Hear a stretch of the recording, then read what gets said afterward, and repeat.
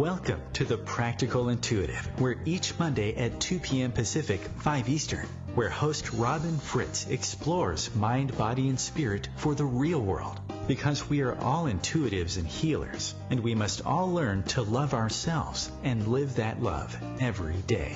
Robin is a trained and certified intuitive and spiritual consultant and hypnotherapist with an international practice based in Seattle, Washington.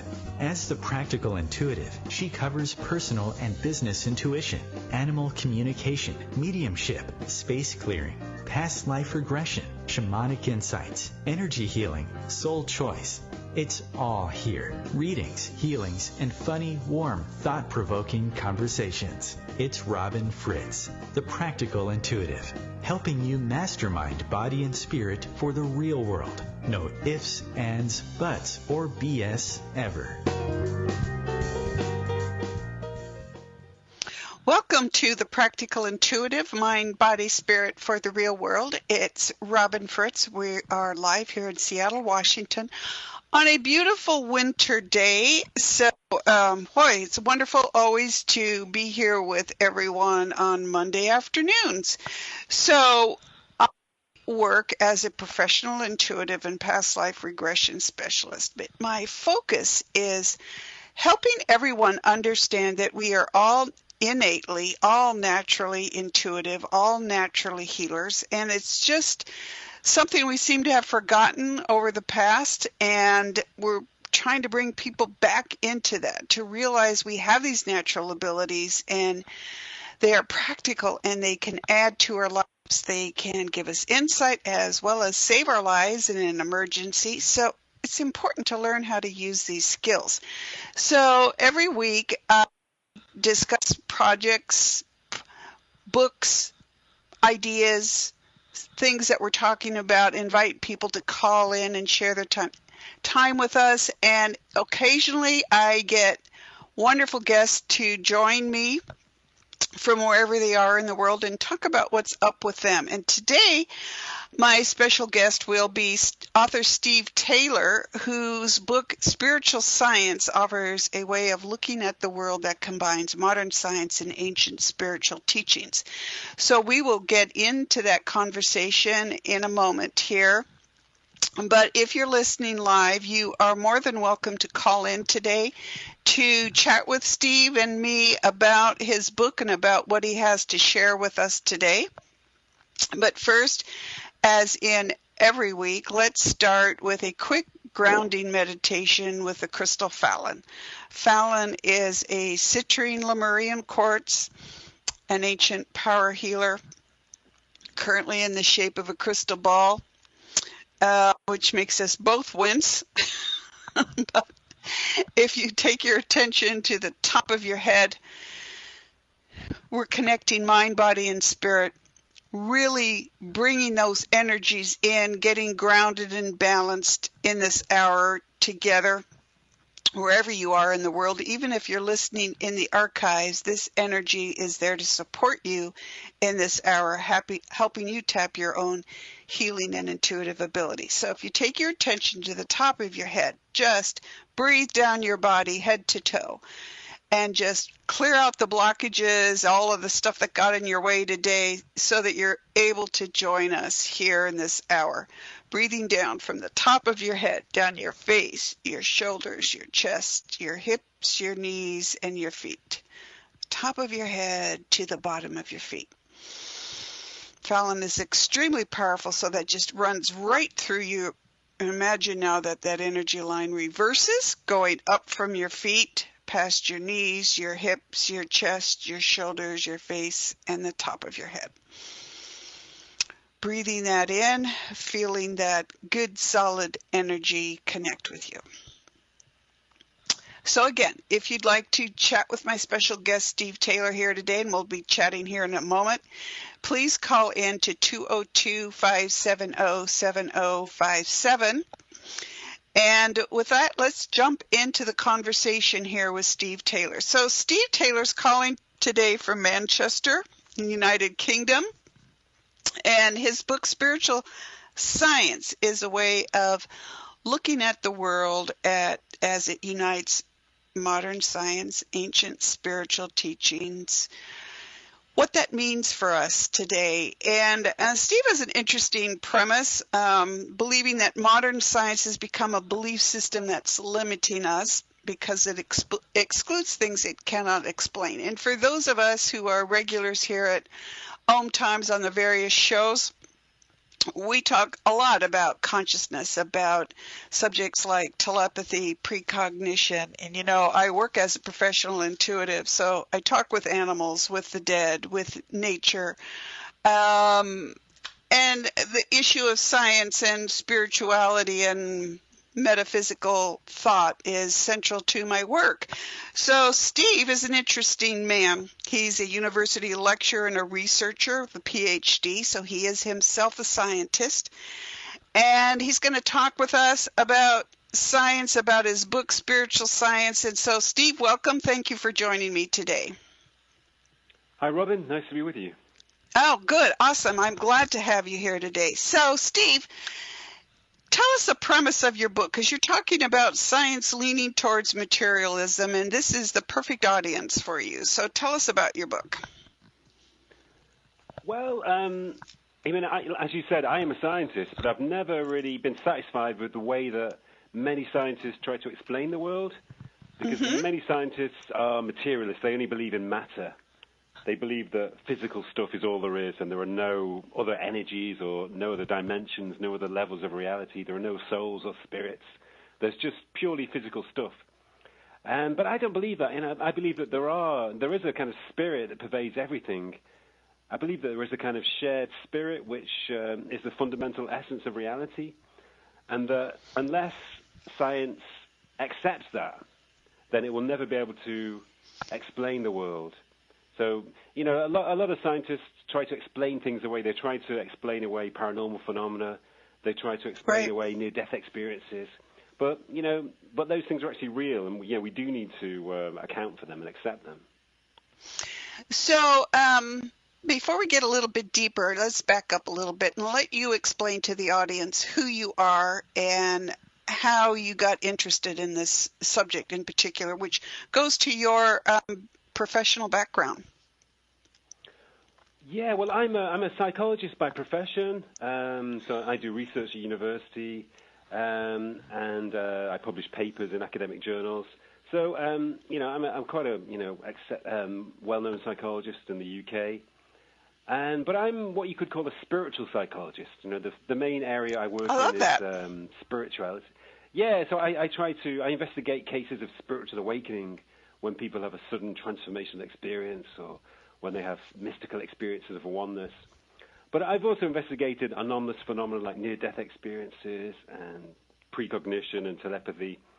And, I've always been convinced that there is very significant evidence for these things, and that the only reason why scientists don't take this evidence seriously is because most scientists subscribe to this belief system, which is a kind of religion. It's based on assumptions, and anything which contravenes those assumptions is discarded or denied.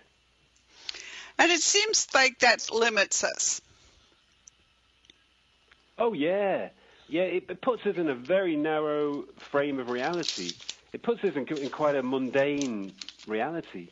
And it makes the world seem very restricted and very it's almost as if we live in a reality which is a pale shadow of the real thing. We live in this very narrow, very constricted, pale reality when there's all of these strange and mysterious phenomena which appear to be outside our reality, but are actually within it. It's just that we don't accept them as part of our reality.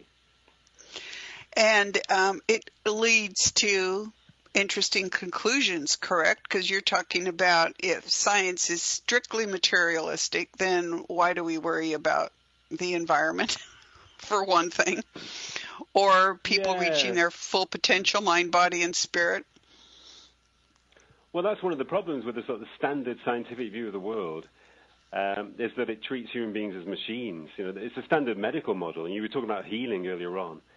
And, the standard medical model is that the only healing which can take place is mechanical healing, which is provided by most medical professionals. But we know that there's actually much more to it than that. There is a profound influence of the mind on the body. But if we just see human beings as machines, they're also kind of devalued. We devalue ourselves by thinking of ourselves as just biological machines. And we devalue the whole of the world by thinking of the whole world as a kind of giant biological machine or a giant, natural mechanistic phenomenon.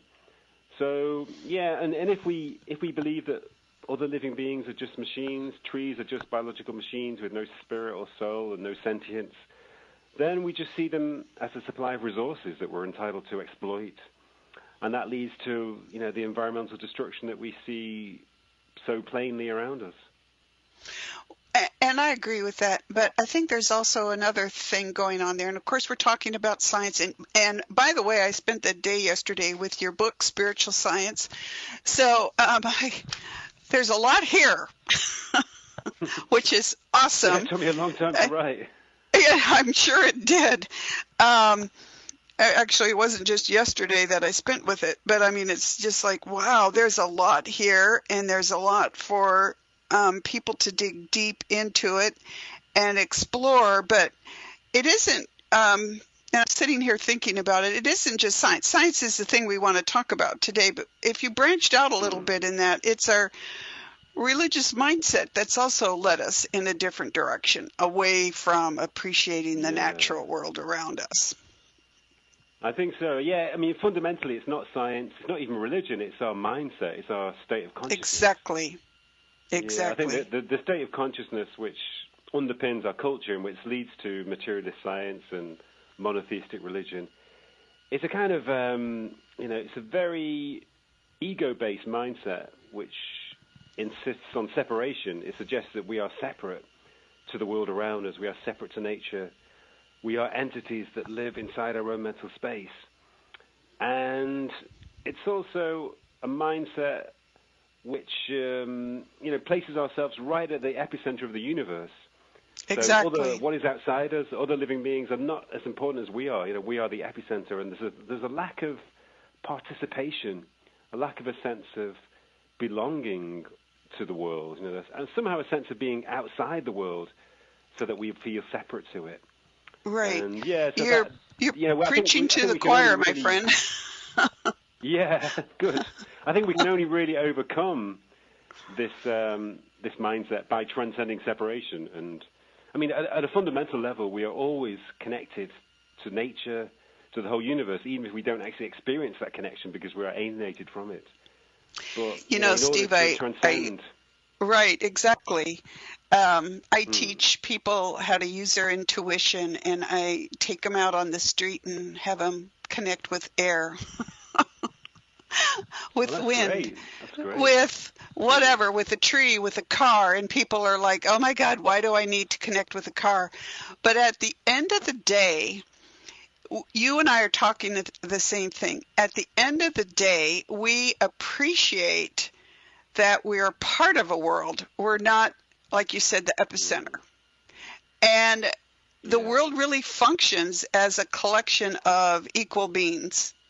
And when we start, releasing our desire to be, or what we've taught to be, top of the food chain kind of idea, it actually is easier to live in the world, and you do get to that appreciation that you're talking about of the natural world around us and of actually making an effort to take care of it. Yeah. But you got to that from science, right? Yeah. I mean, it's actually, if you do live your life as if you are the center of the universe, it can give you a feeling of power. It can give you a feeling of control, which can be a little intoxicating. But ultimately, it's quite painful. It's quite painful to be separate. It's painful to be a fragment and to feel that, the rest of the world is out there. It's you against the whole world. So there's a sense of being ultimately, you're going to feel overwhelmed by the world. And you're going to feel the pain of your separation, of your fragmentariness. So it never works to put yourself at the epicenter. Well, and that's where, as a psychologist, you would come in and say, yes, this separation is keeping you from being who you could really be at your very best. Yeah, I mean, there's a tremendous sense of relief, I think, when you experience your connectedness. All of that seeking, all of that striving to be powerful and to take control, it fades away, because you don't need that. If you are experiencing connectedness, you don't need to try to control the world. You don't need to try to become powerful. You just feel at ease because you're a part of the whole, and there's a tremendous sense of wholeness and ease, which is really, it is a kind of relief. It's like coming back home after a long journey to experience. Exactly. And how we have a couple minutes here to the break. So as you're exploring this and as you're writing about it and you're writing about science and this connection, how have you made this connection to, shall we say, other? I mean, in my own experience? Mm-hmm. Yes. Well, partly through meditation. I like to meditate, to empty my mind and to feel the spaciousness of my own consciousness. But also, I love nature, and I love to wander in nature and natural surroundings. And I always feel that sense of relief, that sense of ease and stillness that comes through feeling that I'm part of nature. And it doesn't have to be, in the countryside. It can be just walking through the town, looking at the sky. Like you said, breathing in the air. On a cold winter's morning, you can breathe in the air. And you can feel just that connection, being connected. The connection to the air. Yeah, people are so busy, they're overwhelmed. Yeah, that's true. They're so busy trying to strengthen their egos or trying to become more powerful. There's so many of us in the world, and there's so many living in cities. I know really close friends for many years come out to visit the West Coast. From the East Coast, we're talking United States here, and they're like, if the rest of the world knew how beautiful it was, they would take care of it better, which just totally slays me. Hang on, we're going to go to a break, and we'll be right back with Steve Taylor and his book, Spiritual Science.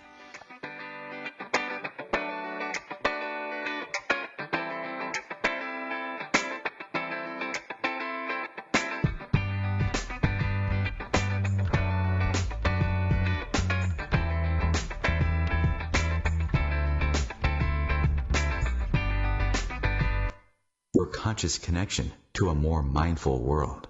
OMTimes Radio, IOM FM. OMTimes Magazine is one of the leading online content providers of positivity, wellness, and personal empowerment. A philanthropic organization, their net proceeds are funneled to support worldwide charity initiatives via Humanity Healing International. Through their commitment to creating community and providing conscious content, they aspire to uplift humanity on a global scale. OMTimes, co-creating a more conscious lifestyle. Hello, I'm Lisa Berry. Join me every Monday at 1 p.m. Eastern Time for Light on Living, a chance to see new, hear different, and feel more as I shine the spotlight on all the ways to lighten the load of life's challenges. Light on Living is your link to that new way you're looking for, that new understanding that will enhance your life, and that positive connection that will support your growth. So join me, and you'll gain insight and start to see things in a new way that motivates you. Hi, this is New Age Grammy winner Paul Avgerinos. Thanks for listening to OMTimes Radio, and please support my peaceful healing music with a purchase at iTunes, Amazon, or wherever you shop for fine music. Just put my name into the search engine, Paul Avgerinos. A, V like Victor, G like George, E-R-I-N-O-S. You can also visit me at roundskymusic.com. Thanks for listening, and I'm wishing you the brightest of blessings.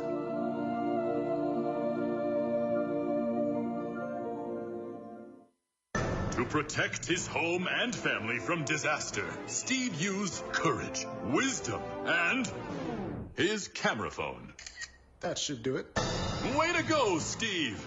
By simply taking digital pictures of his family's important documents, Steve can always have them stored safely online, no matter when disaster strikes. Learn other simple ways to protect your home and family before a natural disaster at ready.gov. That's ready.gov. A message from FEMA and the Ad Council.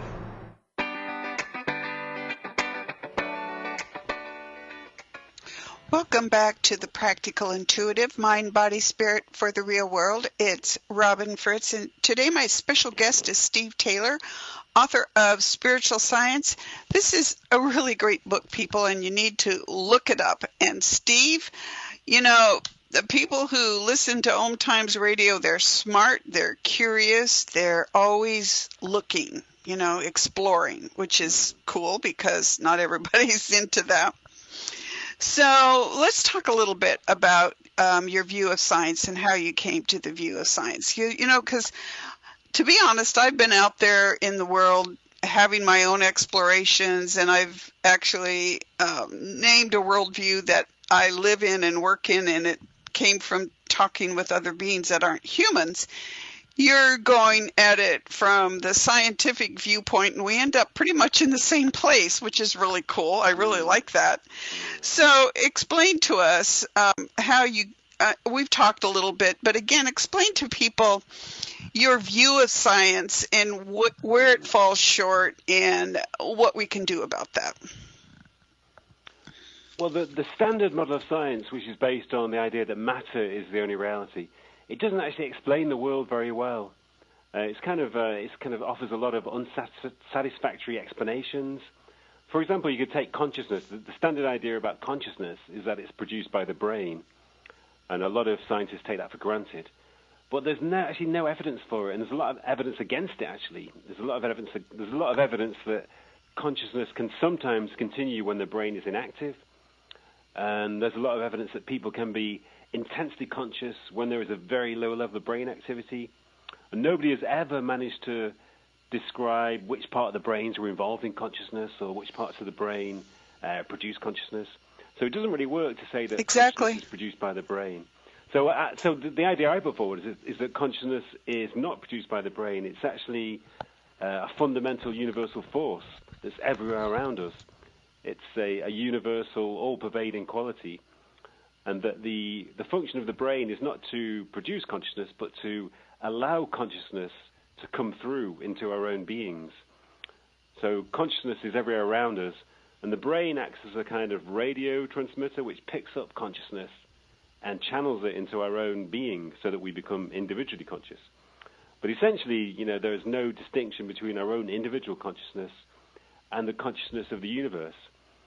And in the book, I also talk about spiritual experiences, mystical experiences, where people experience oneness with the world.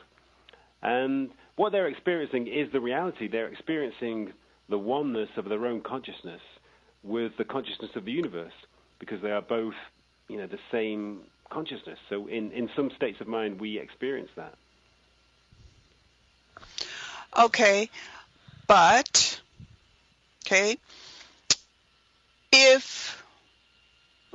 So I work as a medium. Sometimes. I talk with my dad who died in 1994. He brings the dead to talk to me and my clients. They're very conscious over there. They're growing food. They're living lives. They're choosing to live in different... as I said on Facebook this morning, I even met a guy who's went off to golf the universe. Like, oh my God, there are golf courses in the afterlife. Who knew? How do you explain that with idea of universal consciousness? Their consciousness continues. I mean, my dad he knows. Yeah, he doesn't have a brain anymore. He doesn't have a body, but his consciousness continues. We've even had conversations about, you know, family members. And that's, you know, kind of a little bit different from where your book is going. But I know our audience is going to, you know, want to know how you pull that together. I mean, I have given up trying to explain what I do in scientific terms. Well, I mean, it's tricky. And we're going outside a lot of what, you know, obviously beyond what conventional scientists accept. I mean, I believe in life. I believe in life after death, but when I tell my colleagues at university about it, they look at me like I'm crazy, you know, because it's kind of taken for granted that if you're an academic, you're not meant to believe in so-called supernatural phenomena, you know, these supposedly irrational, superstitious beliefs. But that's just because a lot of my colleagues are caught up in this belief system, this belief that there is no life after death, and consciousness is just produced by the brain, and the body is just a machine, and all these kind of very narrow beliefs, materialistic beliefs. So I do, I think it's very, very likely that there is some form of life after death. But, you could take near-death experiences as a good illustration. I'm sure everyone listening to this now knows about the phenomenon of near-death experiences when people die for a short time, but their consciousness continues even when their brain is effectively dead. And they sometimes meet deceased relatives. They sometimes feel themselves traveling through a tunnel towards a light. Sometimes they meet strange, mystical beings and so forth. Maybe they have a life review. But the important point is that, these experiences are happening when the brain is inactive. So consciousness, like I said, consciousness is beyond the brain. It doesn't depend on the brain. It can exist outside the brain. Maybe once an individual person comes into being through the interaction of consciousness and the brain, maybe once that birth takes place, the birth of an individual being, then it remains, even when the brain is no longer present or when the brain is inactive, if that makes any sense. Well, it does. And here are a couple of questions I have, and I don't think we're going off topic here, but so I also am a past life regression specialist. So basically I have to have a license to practice.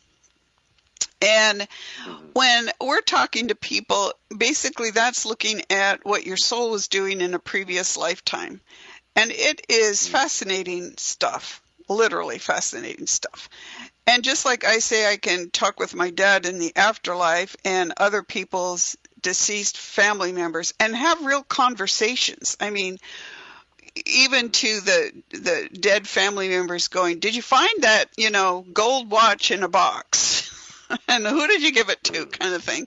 I mean, they're still thinking about the life they lived as well as sharing this other life. And then you've got previous lifetimes where the soul, is remembering that lifetime and then goes between lives and just evaluates it. Okay, so we've got that. That's one thing. The other thing is way back when, we had the Enlightenment and we had so-called time period of the Enlightenment, we had a lot of what we call citizen scientists, right? A lot of those were ministers. They were doing research in their spare time, and they were amateurs, citizen scientists, figuring out how the material world worked. They had no problem combining their scientific explorations with their belief in God and the religion that they were being a minister of. So where did we go away from that, where people could believe in their God or whatever and still do their science? Yeah, that's a good point, mate. Yeah, you're right. A lot of the original scientists, the most famous scientists like Isaac Newton was a very religious guy. Right. I read a whole book once called something like The Invention of Air, where they talked about that. Yeah. Also how much coffee matters. The Enlightenment came about because of coffee shops. Is that right? It stimulates. Is that new for you, Steve? Yeah, actually. I didn't know that. Yeah. That makes sense. Yeah, and I was like, oh, my God, they really have started appreciating caffeine, But it was true. They had a bunch of coffee shops. This is around the time of the founding of the United States and the same time period as we're talking about these citizen scientists. But literally, there was a huge rush because of coffee, because they were no longer drinking beer from the time they woke up in the morning. So, they were sober finally. I know we're not really kind of completely off topic here, but really I struggle with this, and I know the audience is like, I value science. I love science. It doesn't mean that I don't make fun of quantum physics whenever I can. No, I mean, science is valuable, but like I said before, I think science is founded on the wrong assumptions. I think we need to combine, if you accept the idea that the fundamental reality of the universe is not matter, it's actually spirit. And if you begin, if you ground your science on that principle, then science becomes a lot more effective. It actually does become able to explain the world, and it also becomes able to accept and explain phenomena like telepathy, precognition. Exactly. You know, because for example, telepathy. There's actually a lot of empirical evidence for telepathy, but so many scientists deny it. They say, oh, it's just a result of fraud, or it's what's called the file drawer effect, when people hide negative results, and so on. But there are dozens, hundreds of empirical studies that have positive results, very significant positive results for things like the Ganzfeld tests and other telepathic investigations. Right. But if you accept the idea that we're all connected and our consciousness is part of the same network, then telepathy is really easy to explain. You know, we can easily, in the right circumstances, we should be able to intuit each other's intentions and share each other's thoughts. It's just natural because we're part of the same network. Okay. We can discuss that. I always want to think of it as energy versus consciousness, but we could come back to that. I'm still struggling with the question of where did science become so narrow-minded? I mean, because, as we were talking about the citizen scientists, they didn't have any problem with that. So No. why has it become so narrow-minded? And then we have people like you who are coming in there and going like, hey, wait a minute, there's more going on here. Maybe we've kind of closed down the doors of our research and we need to open that back up and explore things in a different way. Yeah. Are we too late at night for you? No, sorry. No. I've been drinking coffee, so. There you go. I know the Enlightenment. I'm completely. I know, a man of the Enlightenment. Awesome. Yeah. Does have more caffeine than tea.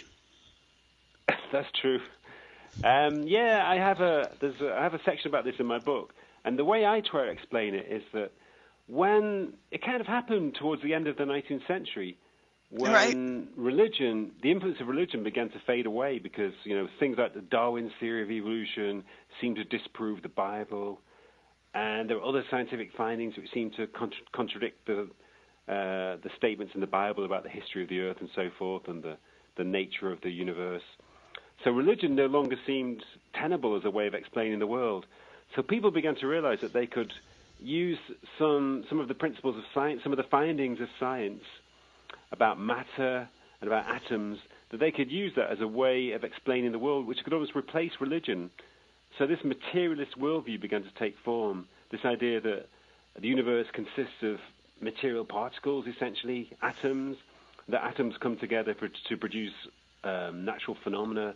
Natural phenomena become, eventually evolve into living beings, and living beings become more complex through evolution and so forth. So it becomes a whole sort of narrative which can explain the world. Everything can be explained in terms of material particles. And it did become a kind of religion. And it began to take over as a kind of a framework to make sense of reality, which began to underpin all of our cultures. And Western secular culture, it became the belief system of Western secular culture. And it depended on its opposition to religion. Like belief systems, like fundamentalist religions depend on opposition. So it kind of depended on this, this sense that it was somehow at war with religion, or it was somehow transcending or replacing religion. Or smarter than religion. Yeah, which in some ways it is, because the religious view is based on superstitions. It's based on myths and magical thinking, which is But the spiritual worldview is something different. That's what I try to put forward in my book. The spiritual worldview is completely different to the religious worldview and the materialistic worldview. It's kind of a level beyond that. Right, and let's we've talked about that. I forgot to turn off my phone. This happens in live radio. There we go. Last week it was my disappearing cat making a sudden appearance in the middle of the show. So it's interesting talking to people like you have done a lot of research in the science, and I'm like, have I been looking at that as a scientist or as somebody who's just out there explaining the world as I meet it? and do I need to explain it? Do I need that kind of validation? And do we? I mean, is that why science is investigating these things that it didn't used to investigate? Which is great. Yeah. I mean, I'm all for it, but why do you think that is? Because you weren't satisfied with what you were seeing from the scientific standpoint?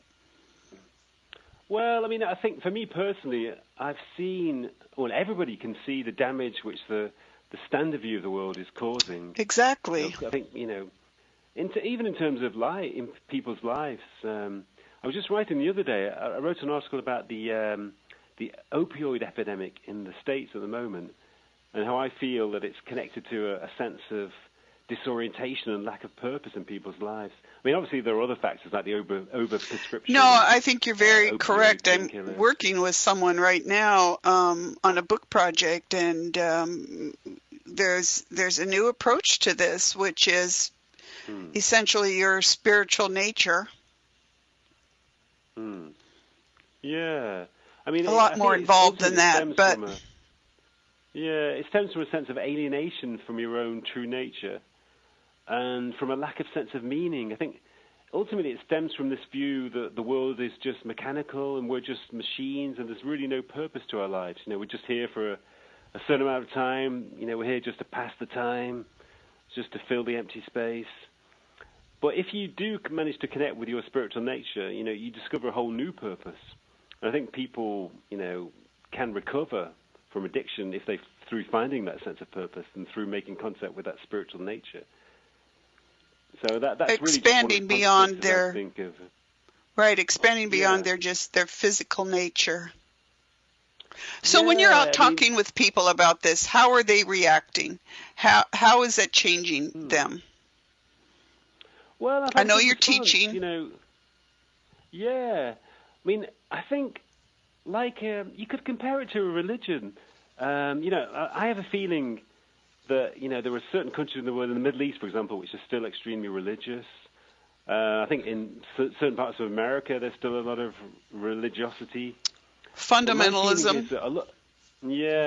But my feeling is that a lot of it is superficial. I've met a lot of people from the Middle East, especially ladies from the Middle East, women from the Middle East, who are very interested in spirituality. They're very interested in consciousness. But I said to these ladies, so how does this go down in your cultures? Isn't it sort of taboo to be interested in these things? Wouldn't you get in trouble? And they say, well, we just pretend that we're religious. But when we're alone, when we're on the phone, we talk about spiritual things.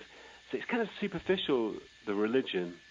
And I feel that a lot of it, so there's a similar position in science as well. A lot of scientists conform to the belief system. They say, there's no life after death. Telepathy is a load of nonsense. Past life regression is nonsense too. It's a load of nonsense. But they're just sort of conforming outwardly. And kind of almost secretly, if you talk to them outside their professional, roles, then they'll say, well, I am open to these things. I am interested in these things. So I think there is a belief system which is sort of, I think it's beginning to crumble away slowly. It's like the house. It's like a facade, whereas behind the facade, the house is starting to crumble away. So the facade looks as though the house is intact. It looks as though it's strong from the outside, but actually it's beginning to crumble, and it's just managing to maintain the facade. I agree, and we need people like you to move it forward. Hang on, Steve. We need to go to commercial break. Hang on. I want to talk to you about what you want people to take away from your book.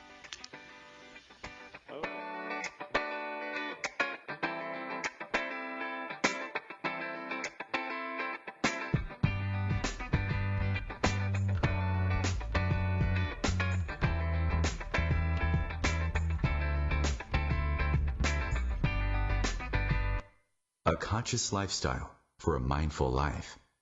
OMTimes Radio. IOM FM. Ascending Hearts is no ordinary dating site, but a spiritual dating site with a purpose, to link you with your soulmate. We engineer the serendipity so you can trust that you will attune with someone that has the same matching vibration as you. Ascending Hearts, the conscious dating site for the spiritually aware. Try Ascending Hearts for free. AscendingHearts.com. Hello, I'm Sandy Sedgbeer, host of OMTimes magazine's flagship radio show, What is Going On? My passion is sifting through information, research, and innovations from new thought teachers, speakers, and researchers pushing back the boundaries of what we know about life, energy, metaphysics, and the universe. I love shifting perceptions about who we are, why we're here, and how quickly impossible becomes normal when we open our minds, expand our awareness, and accept that the only limits that exist are those we place upon ourselves. So if you're the kind of forward-thinking, eager investigator of what lies beyond the current reality that most perceive, why not make a date to come play with me in the field of possibilities at 4 p.m. Pacific Time, 7 p.m. Eastern Time every Thursday, and together we can discover what's really going on. Hi, this is recording artist and composer Yuval Ran, inviting you to a voyage through the chakras, a new double album of guided meditations to transform your life, a sublime musical medicine for nourishing inner peace and reaching to your higher virtues. Get it now at metamindfulnessmusic.com, METTA mindfulnessmusic.com. Imagine being fired because of who you love. Imagine being denied medical treatment because of who you marry. Imagine being evicted because of who you are. Millions of Americans don't have to imagine this. They have to live it. Because in 31 states, it's legal to discriminate against LGBT people. Get the facts at beyondido.org. Brought to you by the Gill Foundation and the Ad Council.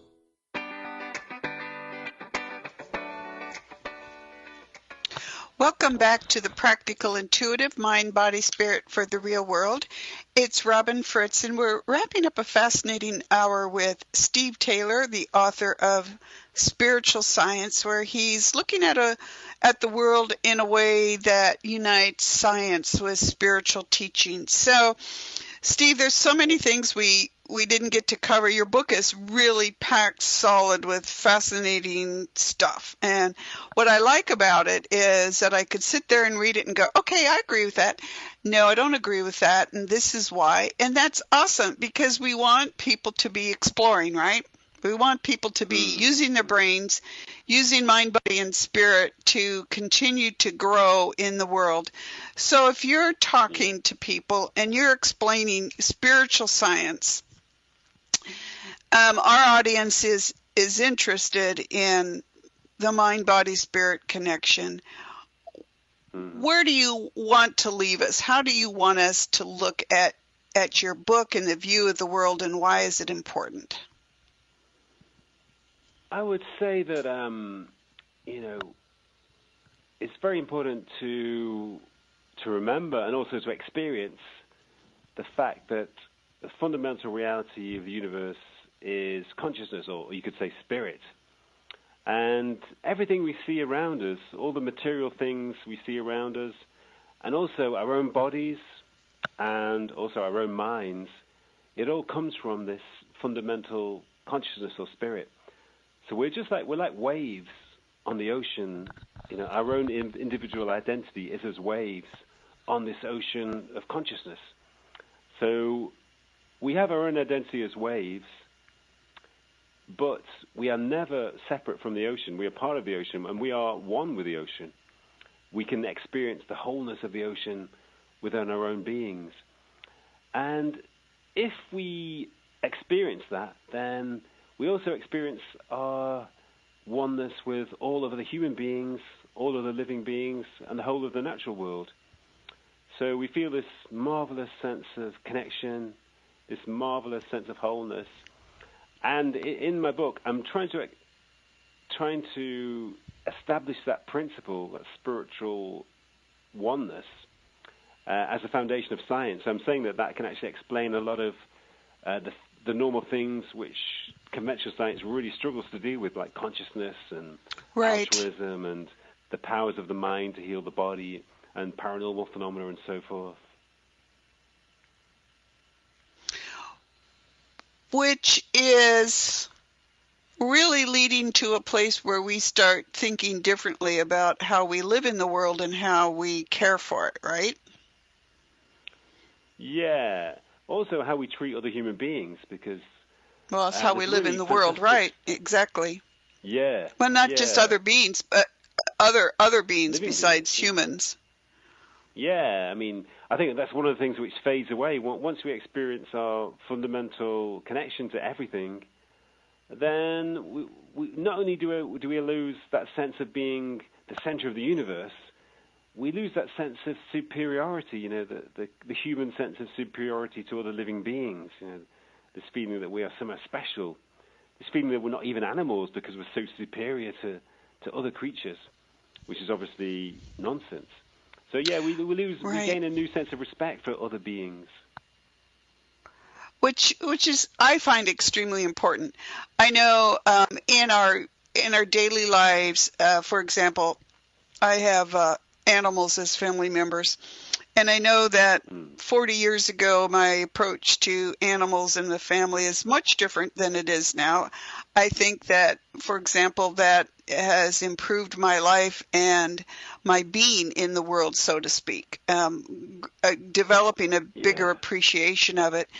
In my work, I call it the difference between two different paradigms. The human paradigm, where humans are the apex of civilization, and the earth paradigm, where everything is conscious, has a soul, is equal, has rights and responsibilities and opinions. And when we live in a world like that, our job is at once more difficult and also easier, because we're cooperating with all of life to create this one whole where we contribute to the welfare of our conscious planet.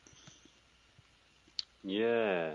Right? Exactly, yeah. And life is much more fulfilling in that mode. It is. It's deeper. And I guess you could say it leads to a spiritual idea of the world. I had a hard time using the word spiritual for a long time because I'm fallen away Catholic. So I was very careful about established religion and anything spiritual leading into that. But you have a concept called pan-spiritism. So that's kind of what pan-spiritism that we're talking about. I think I'd like you, if you can, to just briefly explain that again for people so they understand where you're coming from, and they'll seek out your book and read it and be informed. Yeah, pan-spiritism literally means all is spirit, or spirit is everywhere. Right. So that's my philosophy, you know. My philosophy, or my experience as well, is that spirit is an all-pervading force, and everything is a manifestation of spirit. And also my own being is spirit, fundamentally, even though, you know, human beings may experience themselves as egos, they may sometimes feel a sense of separateness, but fundamentally our essence is always spirit. And, you know, as I said, we're just channels of this universal spirit in the form of bodies. And, you know, if you accept and if you experience this all-pervading spirit, then, you know, you can never become a separate individual again. You know, you can never fall into the illusion of being separate. And also, you know, as I say in my book, this concept of all-pervading spirit, this idea of pan-spiritism, it has to be the ground of any kind of science. Any kind of science which wants to explain the world has to be founded on this idea that spirit is the essential reality. Not matter, but spirit is the essential reality. Do you think that science, as you've described it, as, you know, focusing on materialism, do you think science is lonely? I mean, in the sense of missing something, and it's like, but it's hanging on really tightly to its narrow definition because it might feel irrelevant, which we know it won't be, but I don't know. I agree. Yeah, I think, you know, it goes back to what we were saying earlier about this idea of power and control. If you have a strong belief system, whether it's a religious belief system or a scientific belief system, it gives you a sense of control. You feel that you have control over the world. You don't just understand the world, you kind of overstand the world in a position of power. But ultimately, you know, it is quite fragile. You're also quite vulnerable. and any kind of findings or any theories which contravene your beliefs have to be explained away. They have to be denied or swept under the carpet. And that's what religions do, and that's what science does as well. You know, in reference to things like near-death experiences and paranormal. If it doesn't, what took them 500 years to rebury Nicholas Copernicus in a Christian grave? Because he was a heretic. Yeah. So how has this view of... Right. How's this view, and we're wrapping up here, how has this view of science changed you? So then how can it change us? Well, I've been changed by spirituality and the way I see the world. I've always sensed that the way I see the world is kind of in contradiction to the way I was taught to see the world. You know, I was taught that human beings are full of genes, that my behavior is determined by my genes. I was taught that there's no such thing as a soul, and that when I die, you know, my consciousness will also die. It'll be the end of me when my body dies. So this is what I inherited from my education. This is what I was taught at school. I was taught that evolution could be explained in terms of mutations and natural selection. But I always sensed that there was a kind of a discord with the way I actually experienced the world, because I've always experienced in the world and spirit in my own being. So now that I've realized that it is possible to explain the world in spiritual terms, and that you can explain scientific things in spiritual terms, it's got rid of this kind of discord. And so my view of the world is now in harmony with my experience of the world. So that's been, it's which has got to be a huge plus, right? That's pretty I'm awesome. That other people, I'm hoping to spread that to other people too. Get it out there. So, Steve, I want to thank you for joining us today, and I want to tell the audience again that we're talking about your book, Spiritual Science. And Steve, tell people how they can find you and your book. Well, the best place is to go to my website, which is www.stephenmtaylor.com. So that's Stephen with a V, M for Mark, StephenMTaylor.com. So, there's information about my books and my essays. It's not just one book and not just one essay, right? No, I've written 11 books now. That's wild. Dozens of essays. Good. Yeah. Well, congratulations to you on this. This is a great book, and I want everybody to go out there, check it out, Spiritual Science. It's not the only book Steve Taylor's written. Steve, thanks for joining us today. Thanks for staying up late to chat with us. I appreciate it. Pleasure. Thanks a lot. Take care. Thank you again. Yeah, thanks, Robin. Thanks a lot. Cheers. You're so welcome. So I want to thank everyone for joining us today, and I want to just give you a heads up about what's coming up here through the end of the year. So next week, Rebecca Gamir is joining us, and Rebecca, awesome. She's writing a autobiography called Chasing Light, and I call her a professional wanderer. Rebecca, at age 64, bought an RV and set out to see the United States with her 2 dogs. So she's going to be talking about her travels, solar traveling, her autobiography, Chasing Light.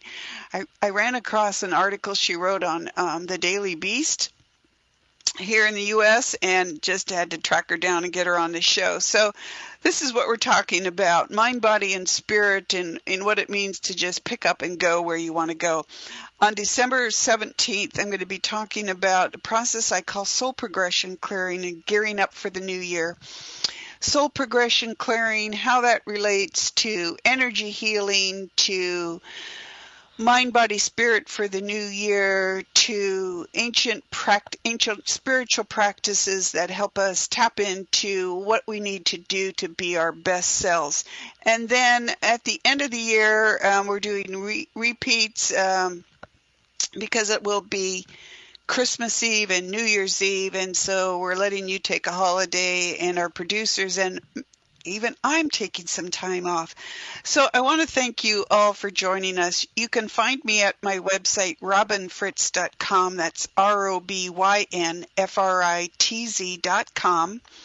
I offer personal and business intuition, mediumship for deceased people and animals, space clearing, past life regression, the process I call soul progression, clearing, animal communication, ways that we can connect better with the world around us. I mentor students in various disciplines, and you can find webinars online at Learn It Live at the Experts platform, OMTimes Experts at Learn It Live. The webinars are up there on a variety of subjects. And I'll have a whole bunch of things for you in the new year. But if you're interested in my personal services, check me out at robinfritz.com. And thank you for joining us. Join us every week on Monday mornings at 11 a.m. at Facebook at Humanity Healing, Facebook Live. And for today, again, I want to thank Steve Taylor and his book, Spiritual Science, the insights that we have in the world. And to close out the day, just put your hands on your heart, cross your hands over your heart. Breathe in that connection to the universe, energy, maybe consciousness, and beginning to think they're the same thing.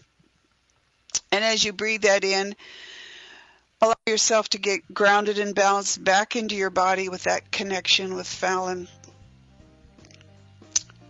Breathe in how great you are, how important each one of you is to the world and to growing our souls in this experience. Thank you for joining me today, and we'll see you next week. Take care.